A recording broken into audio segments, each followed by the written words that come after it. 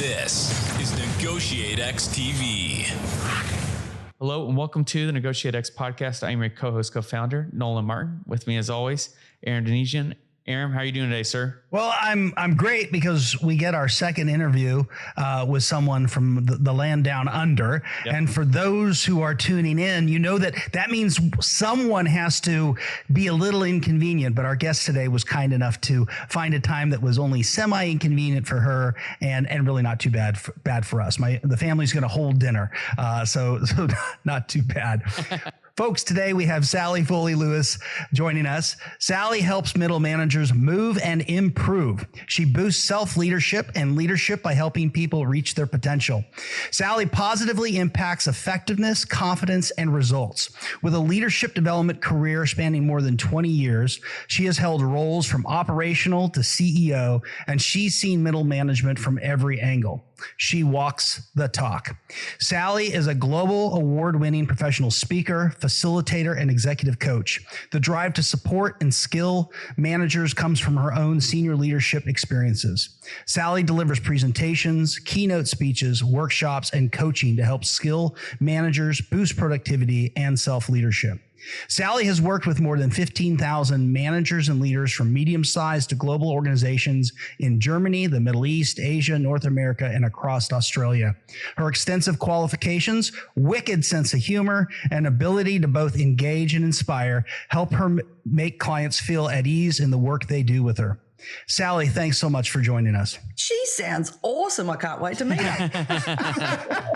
I know it. So I got to ask, because wicked is a term we use up here in New England, where I'm from, and your bio references a wicked sense of humor, and we expect that to be on full display today as we chat. No pressure. Let's just start with a question. Why is humor so important to the work you do, and potentially even for your clients? Oh, I love that. I think humor is essential because let's start from the inside and work our way out. If you can't laugh at yourself, then we're going to have a very long, painful day.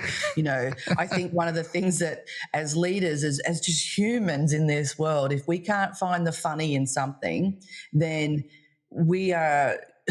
we're not going to be able to lean in as easily, and we're not going to be able to move through things as easily as well. Now there are times when there's a little bit of too soon for that joke. You know, there are those moments, but I would hope that as human beings, that if we can find the levity and find the funny in something, then we're going to be more connected to it, and we're going to gift ourselves, not just give ourselves, but gift ourselves a different perspective and gift ourselves a way or a strategy to handle and cope with some of the tougher things that come across our table. So, and then that's the inner work, doing, laughing at yourself.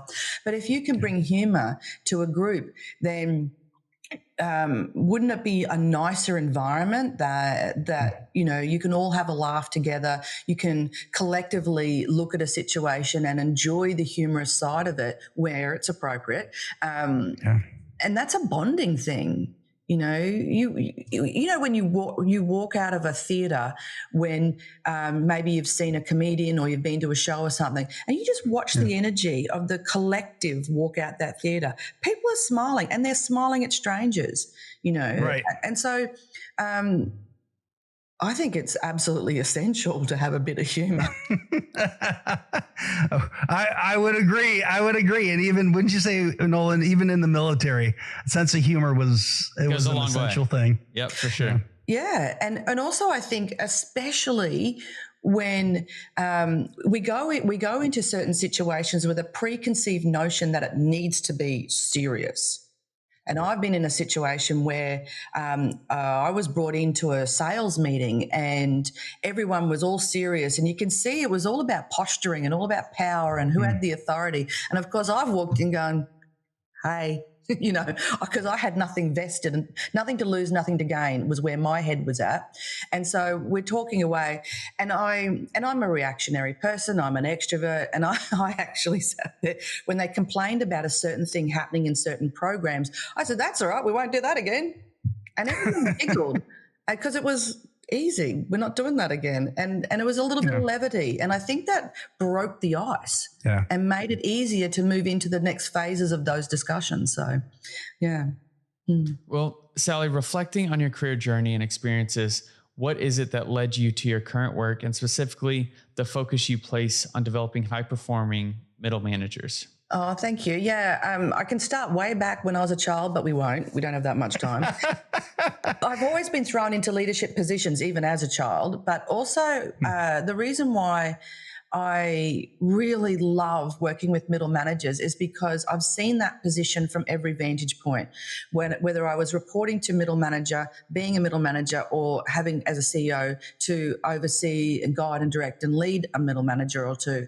And so when I sat back and removed myself from being an employee at any particular level and thought about how I want to help people, I would go through all these different phases of different training programs and delivering different workshops to different groups of people. But I always came back to it's middle managers. Middle managers are the forgotten cohort. They're the neglected cohort. And I don't think it's done deliberately. I just think they fall into the too hard basket.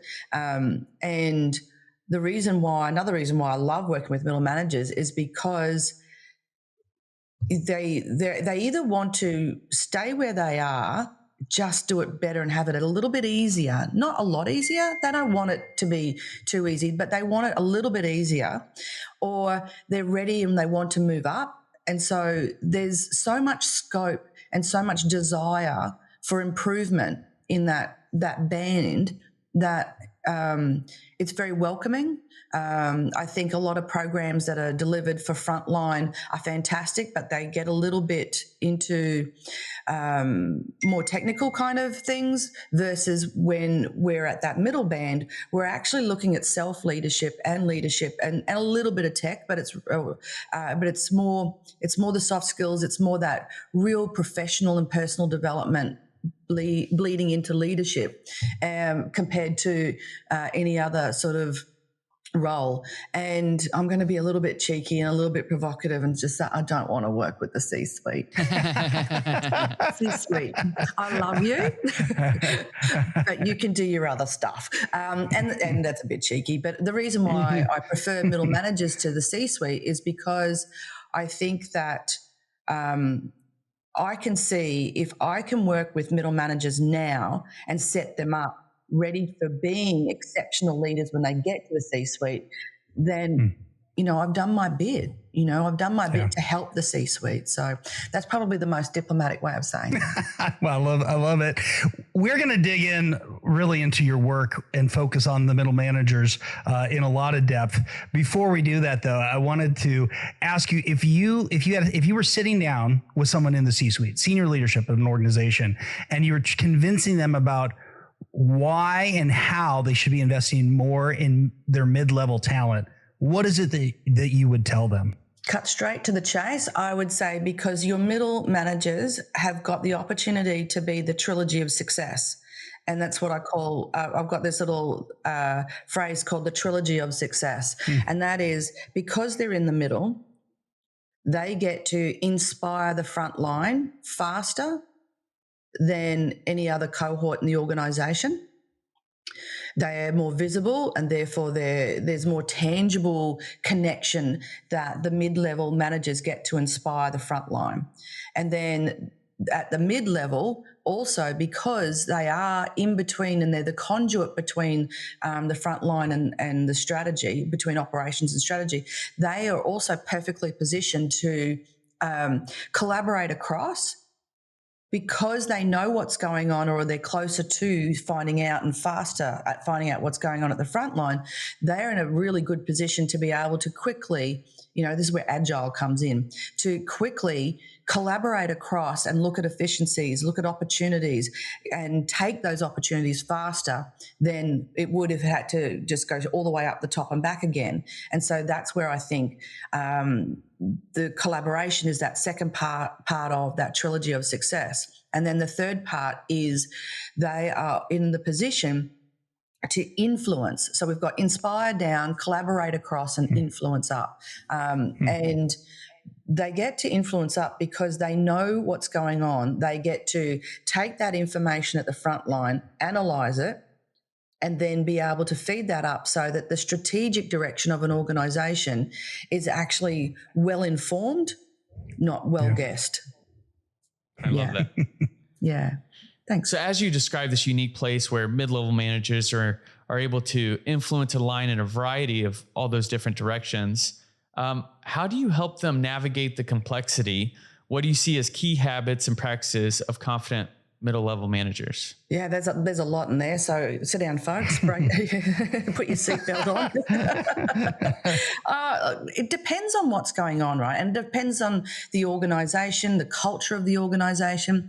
I think when we've got confident middle managers, so I'm going to actually reverse engineer your question. So when we've got confident middle managers, what we see them having is the capacity to look at the work that needs to be done and be able to prioritize work in a way that allows them to get more done with less stress, allows them to know who they've got and how to leverage those skills so that the right work is being done at the right time for the right price and for the right outcome.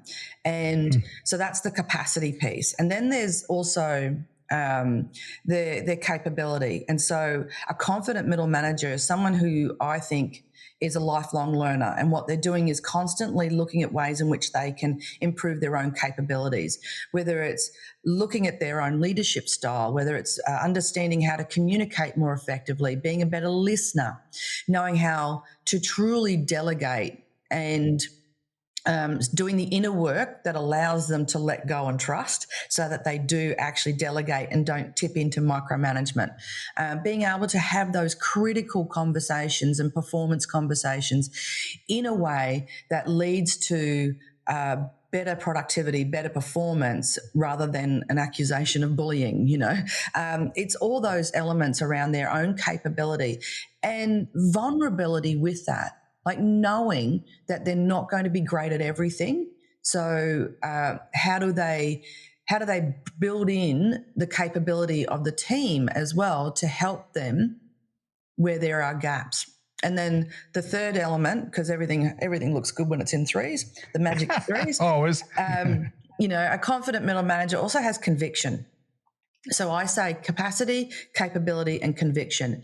And conviction is all about knowing when to speak up and take a seat at the table, knowing that they have got, understanding their own personal power and understanding that they have actually got the ability to influence. And I remember someone saying many years ago, and I love this phrase, it's not mine, I wish it was, proceed until apprehended. And I loved that because it means I trust you. And I know you're not out to do harm. I know that you're trying to do good work. So until someone stops you, keep on going. And I think a lot of the C-suite actually would love their mid-level managers to know that. But there's a few things that get caught up along the way. And so to me, when we talk about having a really confident middle manager, we've got someone who's got capacity, capability, and conviction. Oh yeah, and I'm going to steal this "proceed until apprehended." That's a far better expression than seek forgiveness rather than permission. I like this one a lot better. Absolutely. Sticking on this conviction for a moment, influence it upward can be so difficult, and we know it's critical. Could you share examples? Two-part question. An example, whether it's yourself or generic person, a time when someone didn't or was unable to manage up effectively in the cost, and I don't know if that's individually or organizationally. That's part one. Part two would be at a time when someone did, they followed your advice, and with conviction, influenced up very well, and the benefits that came from doing so. Yeah, I'm happy to share my own situation of not speaking up and influencing up when I was in a senior position, and I had a director of a department, plus I had a chairman of a board, and they were a male, so chairman, and I also had a government minister. So I had three bosses as such, and I was in a situation where the director would constantly come and just say, could you do this? Could you do this? Could you do this? Could you do this? And piling on and piling on and piling on. And then with our weekly, fortnightly catch-ups, I would get myself ready to say, here's the list, tell me what I can drop because you're just piling on. And I get myself, now I'm going to speak up this time. I'm going to go in there and I'm going to back myself and I write all the lists down and, I get myself mentally prepared to go into the meeting, and we go into the meeting and it's almost therapy for her.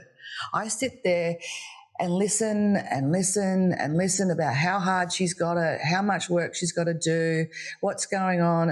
And we're about 45 minutes into an hour catch up. And she says, now, I just want to go through, where are you up to with this? Where are you up to with that? Where's X, Y, Z? And I'm sitting here thinking, rabbit caught in the headlights. Where do I come into this?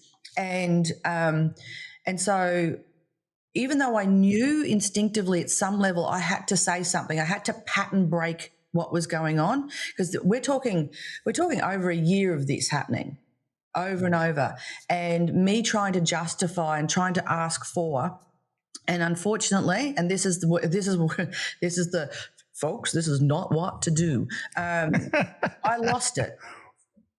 I absolutely lost it. I just walked into the next meeting and I said, I've had a gutful of the way these meetings are run. You are just piling on. You don't listen to me. You don't tell me or help me prioritize or reprioritize. I spend 45 minutes listening to how hard you've got it. When do I get to have a chance to talk to you about how hard I've got it? Like, I just went to 10. I was 12. I was just throwing a tantrum, and I was not proud of that. However, I think sometimes we're gifted these horrible moments to teach us things, and I'm glad that I've got enough inside my brain to go, all right, we won't be doing that again. And so I actually went back to my director a day later, and I actually said to her, I apologise for the way it came out, but I am not sorry that we had the conversation. And she looked at me and I said, I was disgusting. My behaviour was not acceptable, and I own that, and I apologise for that. However, I need you to help me, so that I can do the work you want me to do. And I need your help to reprioritise and understand what is the most important thing to work on, because from this side of the desk, my perception is just a constant piling on, and I know that's probably not how you see it, but that's how I'm experiencing it.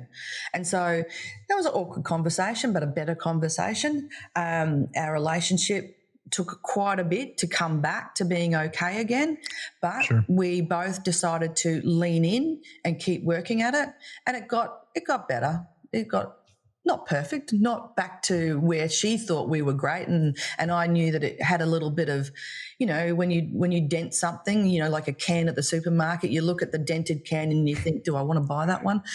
So I had a little dent in it, but yeah, so that, that's me not speaking up, me not finding the right way, the right time, the right tone, the regulation of the emotion prior to opening the mouth when it came to influencing up. And the next day was better, but it wasn't great either. But at least it was an acknowledgement of my own behavior and a moving forward. That's right. Yeah. And I was going to say, the second day was better. I still want to hear of a time when maybe you followed your own advice or someone else did, and the benefits that came from that. But I was wondering, even like taking ownership, right? And you took ownership for what was appropriate to, and even that piece is, I could really use your help to and I was wondering, is that kind of combined, the acknowledgement, the ownership, the invitation to assist, is that part of the way that middle managers can step up with conviction to really manage and influence upward? I think so, because a lot of the work I do with middle managers is that they haven't taken the time to understand their senior leaders.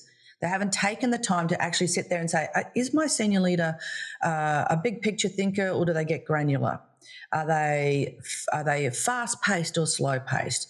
Do they do they use really formal and complex language, or are they really quite simple and easygoing? You know, really sit there and try to understand their leader, which then means the way in which they seek the help and the advice of that leader, you know, can be crafted in a way that lands and gets them that help. And I was the same back then. I went into that conversation going, help me, it's all about me, when I should have taken a moment and really thought, okay, what's going on in her world? How does she like to communicate? What is she really like? And brought that front of mind.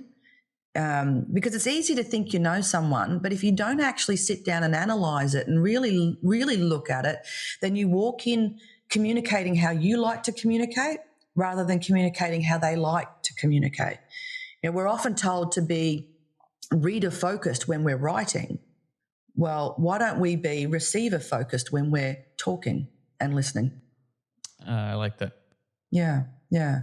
And so the one about someone who's done something when it's worked, right? Yeah. So I was doing some coaching with a group of middle managers, and one of them reached out to me saying, I've got a bit of an awkward situation where I need to give feedback to a senior leader because they're doing an executive program and we don't get on, and I don't know how to craft it. I don't even know where to start. And I do feel as though there's going to be repercussions if I say exactly what I'd like to say.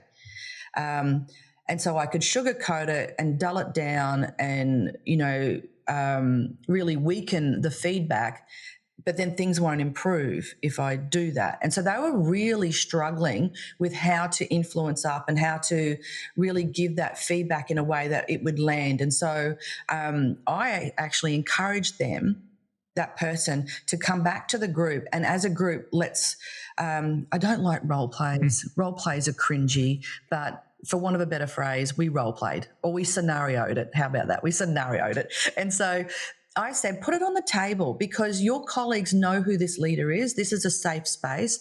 Let's practice some of the language you might use. Let's have someone who knows this leader maybe give you a bit of reply, how they might reply. And let's work this out.